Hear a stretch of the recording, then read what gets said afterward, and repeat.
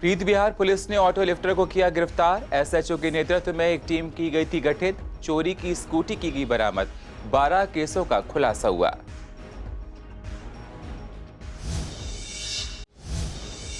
2024 में खत्म होगा गाजीपुर कूड़े का पहाड़। मेयर ने प्रेस कॉन्फ्रेंस कर कही बात। कूड़े के पहाड़ पर लगाए आरोपों को बताया झूठा। लगातार काम हो रहा है कूड़े के पहाड़ पर, आपके आरोप गलत। बढ़ रहे सीएनजी के दामों से कैब और ऑटो वाले परेशान। सरकार हमारे लिए कुछ सोचे, दाम करे कम। सीएनजी के दाम बढ़ने से आमदनी हुई कम, घर चलाने में हो रही हैं तमाम परेशानियां।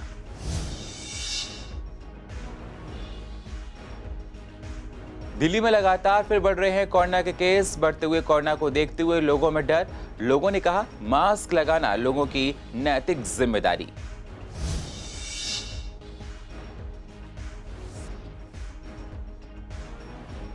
और दिल्ली सरकार जल्द ठीक करे गांधीनगर की परेशानियां। इलाके के लोगों को हर रोज उठानी पड़ती हैं तमाम परेशानियां। सरकार ने बजट के दौरान परेशानियां खत्म करने की कही थी बात।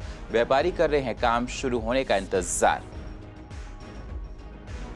नमस्कार, स्वागत है आप सभी का सीसीएन में। मैं हूं आपके साथ सुनील चौहान और आप देख रहे हैं पूर्व दिल्ली खास। अब होते हैं रूबरू पूर्व दिल्ली की अहम खबरों के साथ। पूर्व दिल्ली के प्रीत बिहार पुलिस ने एक ऐसे ऑटो लिफ्टर को गिरफ्तार किया है जो काफी समय से ऑटो लिफ्टर की वारदात को अंजाम दिया करता था। इसी को लेकर प्रीत बिहार के एसएचओ हीरालाल के नेतृत्व में एक टीम गठित की गई और नाइट चेकिंग के दौरान एक व्यक्ति पर शक हुआ। पुलिस ने उसको हिरासत में लिया। उससे पूछताछ की गई तो पता चला जिस स्कूटी पर वह था वह चोरी की थी। इससे 12 केसों का खुलासा हुआ है। आरोपी का नाम आशुतोष कुमार है। फिलहाल पुलिस ने गिरफ्तार कर उसको जेल भेज दिया है। पूर्वी दिल्ली के प्रीत बिहार इलाके में लगातार ऑटो लिफ्टर के मामले दिन प्रतिदिन बढ़ते जा रहे थे। इस मामले को लेकर एसएचओ हीरालाल ने एक टीम गठित करी गई और नाइट पेट्रोलिंग के दौरान एक शख्स पर शक हुआ। जब उससे स्कूटी के दस्तावेज मांगे गए तो वो नहीं दिखा पाया। यही नहीं, उस शख्स ने यह बताया कि ये स्कूटी उसके दोस्त की है। पुलिस को जब ज़्यादा शक हुआ तो उस शख्स को पुलिस थाने ले आई तो पता चला कि उसके ऊपर पहले से ही 12 केस जो है चल रहे थे। वीडियो जर्नलिस्ट अनिल मेहरोल के साथ Mohit Sharma, CCN live, Delhi. East MCD के मेयर श्याम सुंदर अग्रवाल ने प्रेस कॉन्फ्रेंस कर आम आदमी पार्टी पर जमकर निशाना साधा है। मेयर ने कहा कि गाजीपुर लैंडफिल साइट को कम किया जा रहा है। कूड़े के पहाड़ कम करने के लिए एजेंसी लगातार काम कर रही है। धीरे धीरे पहाड़ कम हो रहा है। आपके सारे आरोप गलत हैं। दिसंबर 2024 तक हम कूड़े के पहाड़ को पूरा खत्म कर देंगे। काफी टिप्पर की मशीनें कूड़े के पहाड़ को कम कर रही हैं। ईस्ट एमसीडी हमेशा साफ सफाई पर ध्यान देती है, जिसकी वजह से उसकी रैंकिंग में सुधार हुआ है। साथ ही इलाके के लोगों की खुद पता है कि ईस्ट एमसीडी स्वच्छता को लेकर कितनी तत्पर है। 25 ट्रॉमल मशीनें हमारी चल रही हैं। 10 ट्रॉमल मशीनें डबल कैपेसिटी की आने वाली हैं। 35 ट्रॉमल मशीनों के माध्यम से प्रतिदिन 9000 मीट्रिक टन कूड़े का निस्तारण किया जाएगा। जो हमने डेडलाइन दी है, दिसंबर 2024 तक इस कूड़े के पहाड़ को ख़त्म कर दिया जाएगा। बहुत बड़ी योजना हम लोगों की है और जिस पे हम काम कर रहे हैं, लेकिन मनगढ़ंत आरोप लगाना, प्रतिदिन कुछ ना कुछ कहना, जिसका और केवल एक ही बात है। अभी जैसे उन्होंने कल कहा सफाई के मामले 7 दिन से कूड़ा नहीं उठा, मैं तो हैरान था उन्होंने 7 दिन क्यों कहा, शायद 7 महीने भी कह सकते थे। हमारे बड़ी गाड़ियाँ लगातार, हमारी जो कंपनी काम कर रही है, 433 ऑटो टिप्पर चल रहे हैं। 433 70 कंपैक्टर हमारे काम कर रहे हैं। 21 हुक लोडर्स काम कर रहे हैं, जो हुक लोडर होते हैं हमने प्लांट लगाए हुए हैं, जहाँ पे कि जैसे अपना एक बॉक्स होता है, उसके अंदर कूड़ा डालते हैं। 10 टन कूड़ा डालते हैं तो उसका 1.5 टन कूड़ा रह जाता है, कम्पैक्ट कूड़ा हो जाता है, और उसको उठा के गाड़ी हुक लोडर उठा के उसको ले जाता है और खाली छोड़ देता है। ऐसे 21 हुक लोडर लगातार हम लोग काम कर रहे हैं। 626 मैनुअल रिक्शा वार्डों में चल रहे हैं। 36 बीन्स वॉशर, हाई कैपेसिटी के जो बीन्स को धोने वाले हैं, जो बीन्स गंदे हो जाते हैं उनको धोने के लिए काम कर, क्योंकि कूड़े का एक भी कण सड़क पे ना हो, ये हमारा उद्देश्य है। बढ़े हुए सीएनजी के दामों से कैब और ऑटो ड्राइवर्स परेशान हैं। सरकार से रेट्स कम करने की बात कह रहे हैं। आप लोगों को पता है कि वो लोग प्रोटेस्ट भी कर चुके हैं। उनका कहना है कि घर का बजट बिगड़ रहा है, बहुत सारी परेशानी हो रही है। क्या है परेशानियां, आप भी देखिए इस स्पेशल रिपोर्ट के जरिए। सीएनजी की कीमत में फिर इजाफा, चौथी बार महीने में बढ़े सीएनजी के दाम। बढ़ रहे सीएनजी के दामों से कैब और ऑटो वाले परेशान। सरकार हमारे लिए कुछ सोचे, दाम करे कम। सीएनजी के दाम बढ़ने से आमदनी हुई कम। घर चलाने में हो रही हैं तमाम परेशानियां। ज्यादा किराया सवारियां देने को तैयार नहीं। सीएनजी के बढ़ रहे दामों का असर जनता की जेब के साथ कैब और ऑटो वालों पर पड़ रहा है। महंगाई की मार से जनता दिनों दिन बेहाल है। इस महीने चौथी बार सीएनजी के दामों में इजाफा देखने को मिला है। राजधानी में सीएनजी की कीमत में 2.5 रुपए की बढ़ोतरी हो रही है और सीएनजी की कीमत 71 रुपए 61 पैसे प्रति किलो पर पहुंच गई है। कैब और ऑटो चालकों पर बढ़े दामों का चाबुक ने हालात को और खराब कर दिया है। कैब और ऑटो चालकों का कहना है कि रेट्स बढ़ने से हमें आगे और परेशानियां उठानी पड़ती हैं। कमाई ना के बराबर रह गई है। सवारियां ज्यादा पैसे देने में बहस करती हैं, अपने हिसाब से चलने के लिए बोलती हैं। घर चलाना मुश्किल हो रहा है। सवारियां मिलती हैं पर वो कहती है कम लगा लो कम लगा लो। जब जेब में इतना भाई पैसा नहीं है तो कैसे कम लगा ले। जो भाई चल रहा है अब 10 रुपये किलोमीटर कौन देगा बताओ। और सीएनजी आज भी 2.5 रुपये बढ़ गई है। सवारी तो खैर दूर की बात है, अभी सीएनजी के दाम इतने बढ़ चुके हैं। पहले 140-50 रुपए में फुल हो जाती थी, अभी 260-270 रुपए में गैस पूरी होती है। किस तरीके से घर चल रहा है आप लोग? कुछ नहीं चल रहा, बस बहुत परेशानी उठानी पड़ रही है। सीएनजी की कीमत में लगातार बढ़ोतरी से कैब और ऑटो वाले परेशान हैं। उनका कहना है कि सरकार को हमारे लिए कुछ सोचना चाहिए, नहीं तो इतनी महंगाई में हम लोग क्या करेंगे। सरकार जल्द से जल्द बड़े रेट्स पर अंकुश लगाए, कुछ कम करे, हम लोगों को राहत दे, जिससे हम लोग अपना पालन पोषण ठीक से कर सकें। तो दाम बढ़ रही है, हम तो चाहते हैं कि ये दाम का कम हो, क्योंकि इसमें जो है नहीं औसत नहीं आ पा रहा हमारा कुछ भी। तो घर चल पा रहा है? नहीं जी चल पा रहा, घर भी नहीं चल पा ना रहा? ना कुछ नहीं बच पा रहा। सवारी तो जी कम ही है, बाकी जो है सवारी मिला दाम तो ज़्यादा ले नहीं सकते, जो एक्यूरेट है वही लेंगे, ठीक है नहीं। इतने की सीएनजी लग जाती है, इतनी सवारी से बैठते हैं पैसे। सर सबसे बड़ी बात है कि ट्रैफिक में ज़्यादा एसी की वजह से सारी फ्यूल ख़त्म हो जाता है और हमारे को कोई दिक्कत तो और कुछ नहीं है। सिर्फ सरकार से इतना ही कहना चाहते हैं कि ये इस पर थोड़ा कंट्रोल किया जाए सीएनजी पे। सवारी मिल जाती है इसलिए आपको? हाँ ईजिली सवारी एक कुछ टाइम अगर दोपहर के टाइम में नहीं भी मिलती तो थोड़ा बहुत वेट करना पड़ता है हम लोगों को, मिल जाती है। कमर तोड़ महंगाई से जनता परेशान है।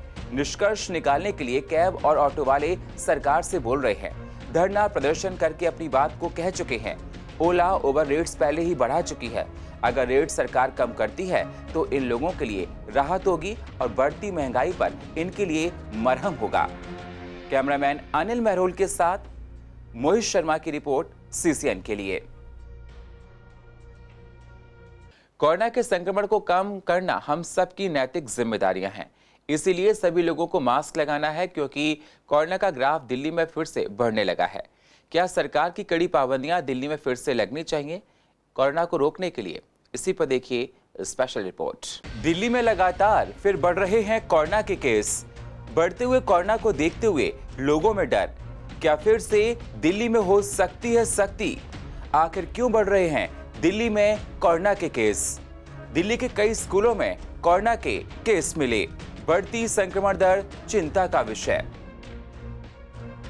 दिल्ली में फिर से कोरोना के केस बढ़ते जा रहे हैं। बढ़ रहे कोरोना के केस को देखते हुए लोगों में फिर से चिंता बढ़ने लगी है।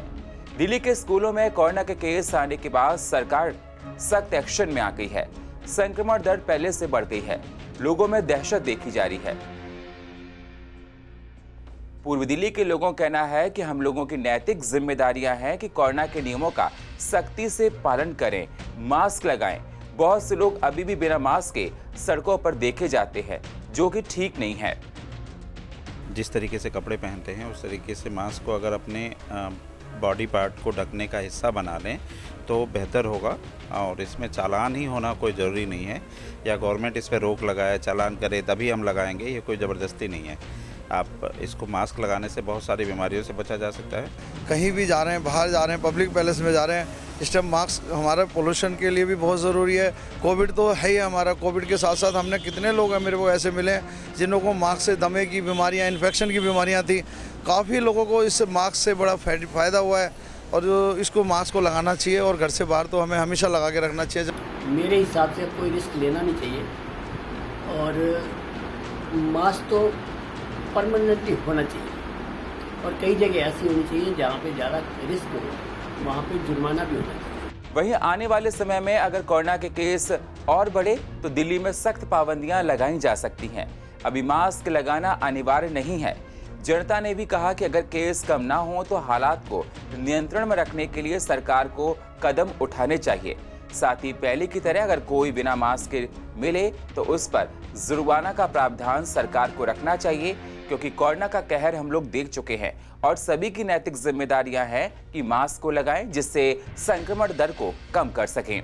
बहुत से लोग ऐसे हैं जो बिना मास्क के काफ़ी पब्लिक प्लेस पे निकलने लगे हैं। घर में एक बार को हम सोच सकते हैं कि हम विदाउट मास्क रह सकते हैं, बट हमें पब्लिक प्लेस पे थोड़ी सी अभी भी प्रिकॉशंस लेनी चाहिए। ये अपने लिए बेनिफिशियल नहीं है, सामने वाले के लिए भी बेनिफिशियल है। ज़रूरी नहीं आप कोरोना से ही के अगेंस्ट ही होके कि उसी की फाइट के लिए आप मास्क लगाओगे। आपको और भी बहुत सी इन्फेक्शियस डिजीज़ हो सकती है। पॉल्यूशन बढ़ रहा है, इतना डस्ट होने लगा है, तो उससे भी बचने के लिए आपको मास्क लगाना चाहिए। दिल्ली में कोरोना का बढ़ना चिंता का विषय है। लोगों ने साल भर पहले इन दिनों ही कोरोना का भयंकर मंजर देखा था। चीन और कई देशों में लॉकडाउन लगा हुआ है। हालात बहुत खराब हैं। अगर पहले से ही कड़ी पाबंदियां होंगी तो संक्रमण को रोका जा सकता है। कैमरामैन अनिल महरोल के साथ मोहित शर्मा की रिपोर्ट CCN के लिए। दिल्ली बजट में गांधीनगर मार्केट के विकास की बात हुई थी, जिसका इंतजार दुकानदार कर रहे हैं। दुकानदारों का कहना है कि गांधीनगर मार्केट में कई समस्याएं हैं, लेकिन इन समस्याओं को खत्म नहीं किया जा रहा है। मार्केट एसोसिएशन का कहना है कि गांधीनगर मार्केट के लिए दिल्ली सरकार द्वारा कई वादे किए गए हैं। हम उम्मीद करते हैं कि मार्केट के विकास का काम जल्द शुरू हो जाएगा और यहाँ हो रही कई समस्याएं भी खत्म हो जाएंगी। गर्मियाँ तो मौसम के हिसाब से बहुत अच्छी गर्मियाँ हो रही हैं और गवर्नमेंट के हिसाब से जो दिल्ली गवर्नमेंट ने हमारे को आश्वासन दिया था बजट में कि गांधीनगर मार्केट के लिए धरातल पे बहुत अच्छा काम करेंगे, लेकिन अभी तक तो ऐसा कुछ काम दिख नहीं रहा है। बाकी बहुत उम्मीद है इस गवर्नमेंट से कि काफ़ी सालों बाद किसी भी गवर्नमेंट ने पहली बार गांधीनगर मार्केट के लिए कुछ अच्छा सोचने का विचार लाया है और गवर्नमेंट से यही उम्मीद है हम सभी मार्केट वालों की तरफ से कि इसको धरातल पे जल्दी से जल्दी अपनी जो भी कार्यशैली है वो दिखाएं। हमारे गांधीनगर में सबसे बड़ी समस्या है पार्किंग की और पार्किंग के कारण आपस की परेशानियां भी बहुत होती हैं। गांधीनगर में इतना बड़ा मार्केट है, एशिया का बिगेस्ट मार्केट है और एक भी पार्किंग नहीं है। एक ऊपर पुस्ते पर छोटी सी एक पार्किंग है जो MCD के ऑथराइज पार्किंग है, उसको भी बहुत ज़्यादा गलत तरीके से इस्तेमाल किया जा रहा है। लेकिन हम व्यापारियों की मजबूरी है, इतने बड़े बाज़ार होने के नाते कहीं भी पार्किंग नहीं है। बिजली की लाइटिंग की बहुत परेशानियां हैं, गलियां सारी अंधेरी रहती हैं। यहाँ लेडीज़ के लिए टॉयलेट नहीं है, सड़कें टूटी रहती हैं, लाइट की तो बहुत गंभीर समस्या है यहाँ पे। इतना टैक्स देने के बावजूद हमें कोई प्रकार की फैसिलिटी नहीं है। पार्किंग की समस्या ऐसी है, दुकानों के आगे गाड़ियाँ खड़ी हैं, लोगों की दुकानदार को परेशानी होती है, रेहड़ियाँ खड़ी रहती हैं गली गली। बहुत बड़ी दिक्कत है हमारे लिए वाली। कोई काम नहीं कर रहा था सर, कोई है ही नहीं, सफाई की नहीं होती यहाँ पे। कूड़े के ढेर लगे हैं दुकानों के आगे। आप मार्केट में आके देखो दुकान का क्या हाल है, पता नहीं कहाँ चमका रहे हैं ये बजट में। हमें तो समझ नहीं आ रही, बाजार में कुछ हमें तो गतिविधि समझ नहीं आ रही। कहते हैं कि अगर जरूरतमंदों की सहायता की जाए तो भगवान भी उनके साथ रहता है। योगेश भाटी चैरिटेबल ट्रस्ट के द्वारा आज जरूरतमंद लोगों की सहायता की गई। कार्यक्रम में 100 माताओं को 300 रुपए प्रति पेंशन दी गई, साथ ही 400 परिवारों को राशन दिया गया। योगेश भाटी जी ने बताया कि कोरोना की वजह से आर्थिक स्थिति काफी लोगों की कमजोर हो गई थी। उनके सहयोग के लिए 3100 से ज्यादा जरूरतमंद परिवारों को प्रति व्यक्ति 3 महीने लगातार राशन वितरण योजना आरंभ कर उनको सहयोग कर रहे हैं। साथ ही जिन माताओं की पेंशन दिल्ली सरकार द्वारा नहीं बनी है, उन सभी को 300 रुपए 5 महीने तक पेंशन दी जाएगी। इस कार्यक्रम में सामाजिक संस्थाओं के तमाम लोगों ने शिरकत की। कार्यक्रम में डॉक्टर शिवराम, सारस्वत, भैरव सिंह राठौर, चांद बाबू, रेणु, वीरेंद्र, आशीष कुमार के साथ तमाम लोगों ने हिस्सा लिया। इसमें वैसे तो 3100 परिवारों को हम प्रति व्यक्ति 3 महीने एक आदमी को 3 बार राशन वितरण का कार्यक्रम हमारा जो हमने बनाया और आज हम 400 लोगों को कर रहे हैं। तो डेट वाइज मतलब कि जैसे इकट्ठा इतने लोगों को बुलाना ठीक नहीं है, तो हमने इसको महीने में 2-3 बार डिवाइड कर दिया। इसको 2-3-4 बार डिवाइड करके अलग अलग डेट में हम लोगों को बुला के राशन वितरण कर रहे हैं। ऐसा है कि देखिए ये जो कोरोना का समय आया है, इसमें कैटेगरी जो है वो हमने फाइनल नहीं करी। हमने तो सिर्फ यही देखा कि जिसको ज़रूरतमंद है, देखो आज की डेट में अगर कोई बेशक से चाहे अच्छे घर में भी रह रहा हो, लेकिन कोरोना की वजह से हम ये देख पाना समझ पाना बड़ा मुश्किल है कि किसको ज़रूरत है और किसको ज़रूरत नहीं है। हम लगभग 4000 परिवारों को राशन दे रहे हैं, जिन्हें हम अलग अलग, बहुत ज़्यादा भीड़ न हो, गर्मी का समय है, थोड़ी थोड़ी संख्या में अलग अलग दिन के हिसाब से बुलाते हैं। और पेंशन 300 रुपये प्रति माह दे रहे हैं। भाटी जी गौग्रास सेवा ट्रस्ट के संस्थापक हैं, इनके द्वारा। देखिए यहाँ के क्षेत्र काफ़ी परेशान थे, ख़ास तौर पे कुछ जो बुज़ुर्ग हैं पेंशन को लेकर काफ़ी परेशान थे। कई सालों से और कई समय से जो दिल्ली सरकार इन्हें पेंशन नहीं दे पा रही है, तो ये योगेश भाटी जी ने जो पहल की है, इसके लिए तो मैं पहले उन्हें एक सलाम कहता हूँ और उनका हृदय से धन्यवाद, और आगे ऐसा ही कार्य करते रहें, इसके लिए मैं योगेश भाटी जी को शुभकामनाएं देता हूं। सबसे पहले तो मैं गौग्रास सेवा के संस्थापक भाटी भाई साहब को तहे दिल से इनका बहुत बहुत आभार कि इन्होंने बहुत ज़रूरतमंद परिवारों की बहुत मदद की है। इसके प्रयासों से बहुत लोगों को दाल रोटी कम से कम कोविड के टाइम में मिल रहा है, और भगवान करे इनका प्रयास यूँ ही बढ़ता रहे। गर्मी लगातार बढ़ती जा रही है। गर्मी के बढ़ने से लोग कूलर खरीदने के लिए तो आ रहे हैं, लेकिन महंगाई की वजह से कूलरों के दाम बहुत बढ़ गए हैं। दुकानदारों का कहना है कि मौसम को पूरी तरह बदल गया है। गर्मी बहुत है, लेकिन कूलर महंगा होने से बिक्री पर बहुत फर्क पड़ रहा है। पिछले साल के मुकाबले इस साल कूलर महंगे हैं। वहीं खरीदारों का कहना है कि सभी चीज़ें महंगी हो चुकी हैं।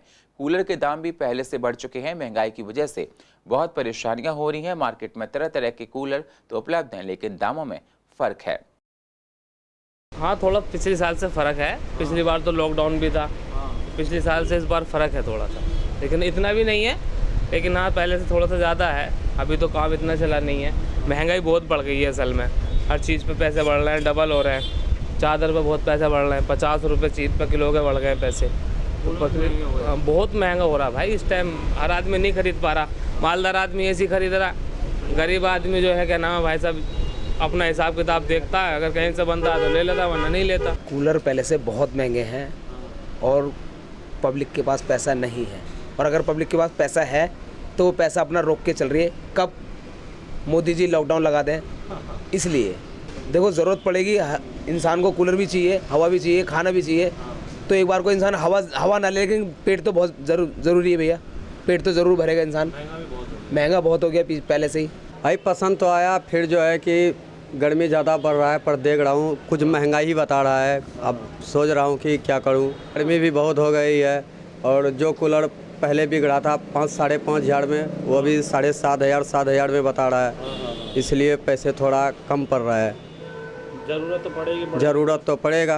अब मोदी जी सब चीज़ बढ़ाते जा रहे हैं। इस बार गर्मी के मौसम की मार बच्चों पर ज़्यादा पड़ रही है। जहां पहले 4 से 5 बच्चे अस्पताल में आते थे, अब बच्चे अस्पताल में आने की क्षमता उनकी ज़्यादा है। कई बच्चे तो एडमिट भी उनको करना पड़ता है। पिछले 2 साल के मुकाबले बच्चे इस बार ज़्यादा बीमार पड़ रहे हैं।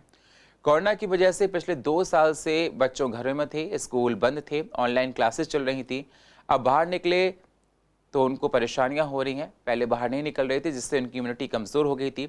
दिल्ली की गर्मी इस बार बच्चों के लिए खतरनाक है। एक्सपर्ट्स का कहना है कि बच्चों को ऐसी चीज़ों का सेवन कराएं जिससे उनकी इम्यूनिटी स्ट्रांग रहे। गर्मी बाहर कम निकलने दें। घर से बाहर जाते समय उन पर ध्यान दें। डिहाइड्रेशन से बचने के लिए बच्चों को तरल पदार्थ देते रहें। गर्मी बहुत ज़्यादा है, बच्चों में पानी पीने की इतनी वो है नहीं कि बहुत ज़्यादा पानी पिएं। तो ये सारी चीज़ें ऐसी हैं जिससे एक डर सा, अगर आप स्कूल बंद करते हैं तो लोगों के दिमाग में एक डर बैठ जाएगा, एक दहशत का माहौल हो जाएगा।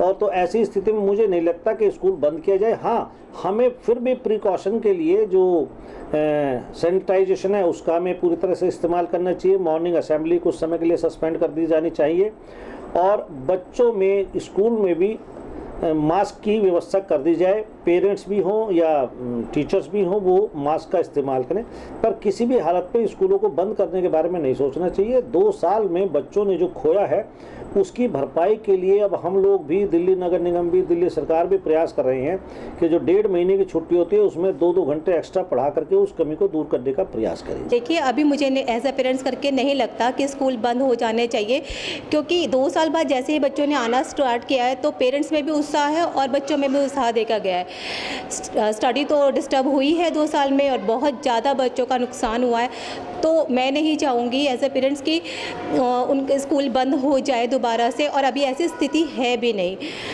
कुछ वैक्सीन का भी हो चुका है कि सब पेरेंट्स भी वैक्सीनेटेड हैं और बच्चों ने भी वैक्सीन लगवा लिया है। थोड़ा सा प्रिकॉशंस को स्कूल में फॉलो किया जाए तो हम शायद इस जंग से भी दोबारा जीत जाएंगे। देखिए, एज अ पेरेंट मेरे को नहीं लगता कि स्कूल बंद होने चाहिए, क्योंकि 2 साल में बच्चों ने घर में रह के जो पढ़ाई करी है, जो वो फिज़िकली स्कूल में जाके करते थे, वो पढ़ाई नहीं हुई है उनकी।